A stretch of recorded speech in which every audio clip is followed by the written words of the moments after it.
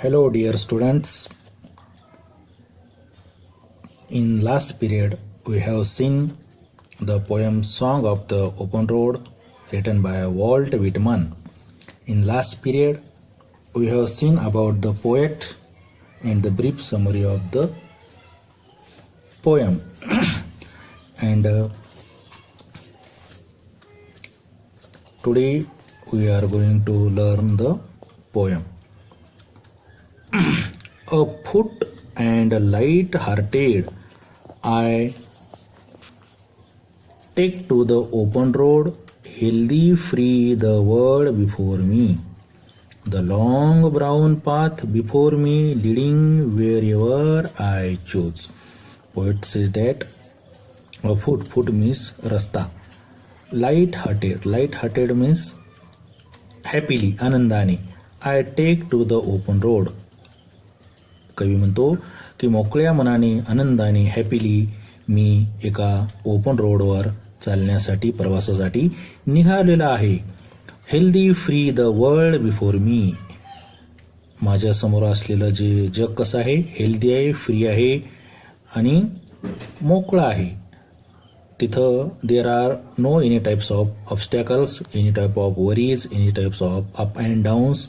The road which I chose is very open, very healthy, very free, and there is no end of this road. The long brown path before me, leading wherever I choose.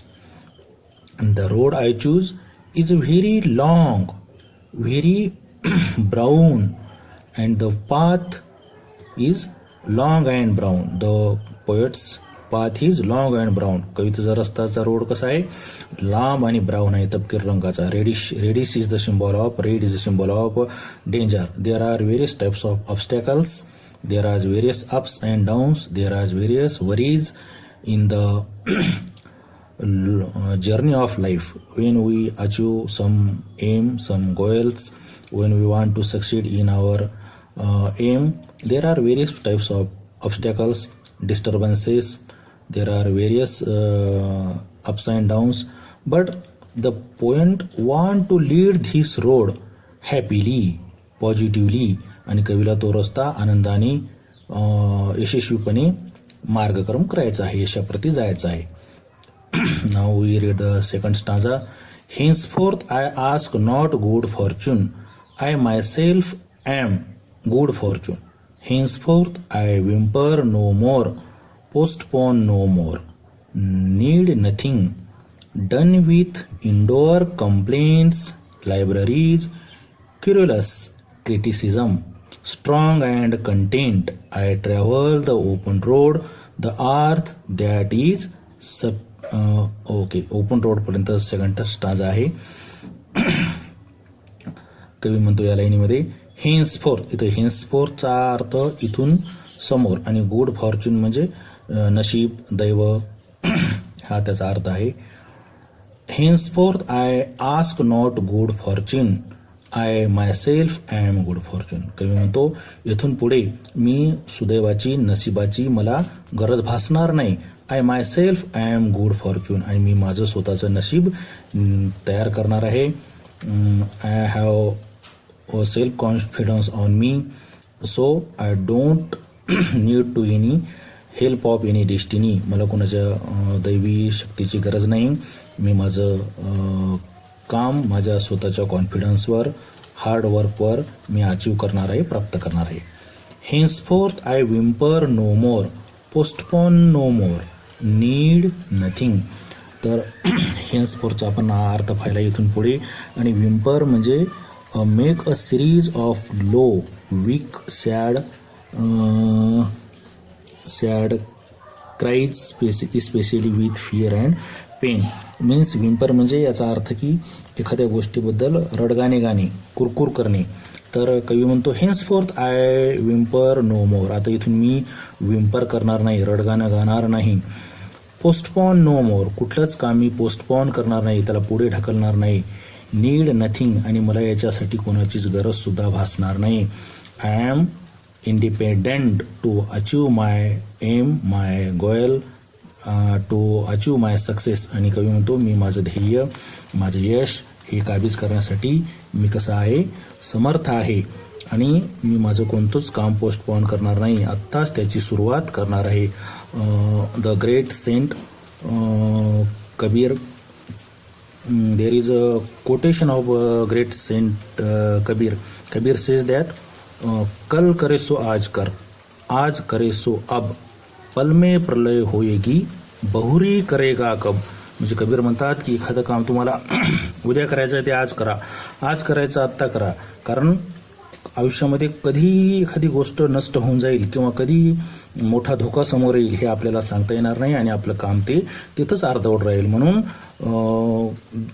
Don't postpone your work, don't whimper to do your work. आणि कवी म्हणतो त्याचप्रकारे निडिंग nothing, मला कोणाची गरजसुद्धा भासणार नाही. Done with indoor complaints, libraries, querulous criticism. Criticism म्हणजे एखाद्याचं काय करणे, क्रिटिक करणे, एखाद्यावर टीका टिप्पणी करणे. आणि दुसरा शब्द आहे इथं क्युरिलस. क्युरिलस म्हणजे चिडचिड करणे, कंप्लेन करणे, इरिटेट करणे, तक्रार करणे असं त्याचा अर्थ होतो. आणि कवी म्हणतो डन विथ इंडोर कंप्लेंट्स, मी आता माझ्या जे इंडोर कंप्लेंट आहेत, जे आतील तक्रारी आहेत त्याच्याकडे आता मी दुर्लक्ष करणार आहे. माझ्याकडे हे नाही, माझ्याकडे ते नाही असं मी कधीच म्हणणार नाही. लायब्ररीज, क्युरिलस क्रिटिसिझम, आणि माझ्यावर जे लोक म्हणतात की मी कसं आहे, चिडचिड आहे असं माझ्यावर आरोप केला जातो, त्या सगळ्या गोष्टीला मी आता इथं पॉज देणार आहे, स्टॉप देणार आहे. आणि त्याच्यावर सक्सेस मिळवून मी माझं यशाचा जो मार्ग आहे, तो रोड आता माझा ओपन रोड, याच्याकडे मी जाणार आहे. मी माझं एक पाऊल टाकलेलं आहे तिकडे जाण्यासाठी. Strong and content I travel the open road. आणि मी माझ्या या रस्त्यावरून स्ट्रॉंग मनानं एकदम पॉझिटिव्हिटी घेऊन मी इथून निघालेला आहे आणि तो माझा रस्ता मी आता काबीज करणार आहे, चालणार आहे. कंटेंट म्हणजे माझ्याकडे असलेला जो साठा आहे बुद्धीचा, शरीराचा, क्षमतेचा, त्याचा मी परिपूर्ण वापर करून या रस्त्यावर मी चालणार आहे आणि माझं ध्येय मी गाठणार आहे. The third stanza, the earth that is sufficient. I do not want the constellation any nearer. I know they are very well where they are. I know they suffice for those who belong to them. तर या स्टांजामध्ये आपण शब्दाचे अर्थ पाहू. तर पहिला शब्द आहे constellation. Constellation means in this context फेट, डेस्टिनी. इथं त्याचा अर्थ फेट किंवा डेस्टिनी म्हणून असा आलेला आहे, दैव म्हणून. आणि दुसराचा अर्थ आहे इन्फ्लुएन्शियल ग्रुप ऑफ पीपल, प्रभावशाली व्यक्तींचा ग्रुप, असा त्याचा अर्थ आहे. आणि दुसरा याच्यातला एक जो शब्द आहे तो का आहे बाबा, सफाईस. सफाईस, SUFFIC. सफाईस म्हणजे पुरे होणे, थांबणे.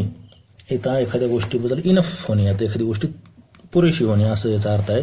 तर आपण लाईन बाय लाईन पाहू.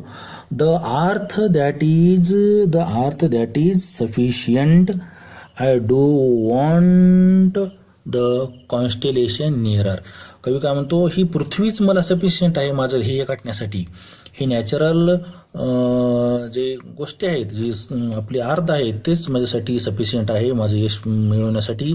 त्याचंच नॅचरल रिसोर्सेस आहेत, these are helpful to me achieve my aim.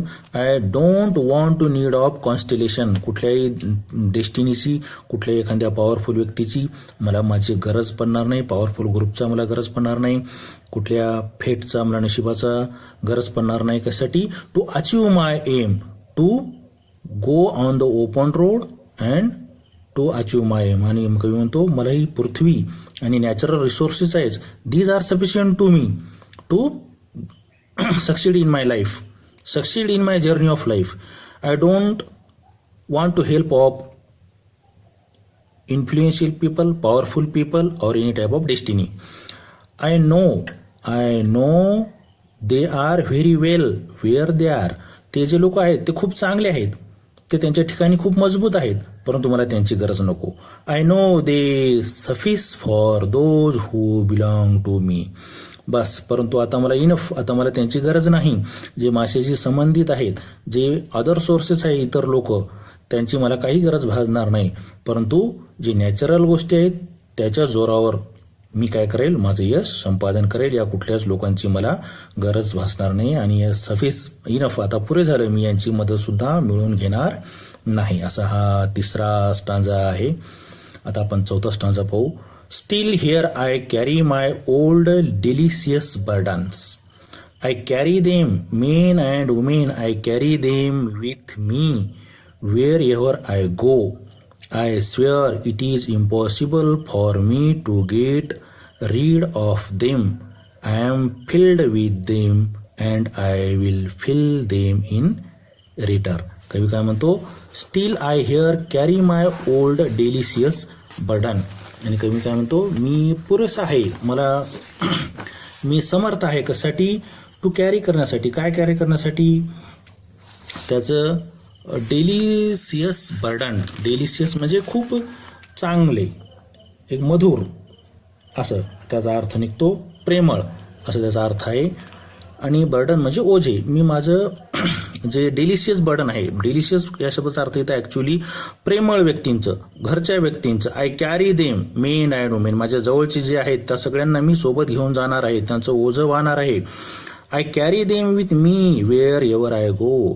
आणि माझ्या यशाचा मार्गक्रमण करण्यासाठी, या ओपन रोडवरून चालण्यासाठी, to go to the journey of life, हे कॅरी इकडे जाण्यासाठी मी ह्या सगळ्या लोकांना सोबत घेऊन जाणार आहेत. मी त्यांना सोडून देणार नाही. I can't deleted them in my journey of life. मी त्यांच्या जर्नी ऑफ लाईफमधून माझ्या त्यांना डिलीट करणार नाही.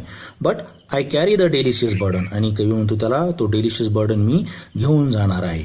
माझे फ्रेंड, फॅमिली मेंबर आहेत, ते सगळे माझ्या या यशाच्या सोबत राहणार आहेत. I swear it is impossible for me to get rid of them. मी शपथ घेऊन सांगतो, ह्या सगळ्या डेलिशियस बर्डनपासून मला सुटका करून घेता येणार नाही. गेट रीड ऑफ देम म्हणजे त्याच्यापासून मुक्त होणे, सुटका होणे. त्यांच्यापासून मला सुटका होऊन जाता येणार नाही. I am filled with them and I will fill them in return. I filled with them. त्यांचे माझ्यावर खूप उपकार आहेत, त्यांनी मला लहानाचं मोठं केलं आहे. They grown up me, they nourish me, they help me, they taught me and they also guide me. So I can't forgive them. So I can't forgot them. Sorry, forgive not, forgot them. So I am carry with me. I am filled with them. मी त्यांच्या सगळ्यांच्या उपकारासह ओझं घेऊन चालत आहे. I will fill them in return. आणि मग त्या सगळ्या उपकारांचं ओझं मी त्यांना परत करणार आहे. मी माझ्या कार्यामध्ये सक्सेस होणार आहे आणि मी सक्सेस झाल्याच्या नंतर त्यांचे सगळं जे ओझं आहे, त्यांची जी मेहनत आहे, त्यांना सुद्धा मी आनंदी करण्याचं काम करणार आहे. असा संदेश या पोयममधून वॉल्ट व्हिटमन यांनी दिला आहे.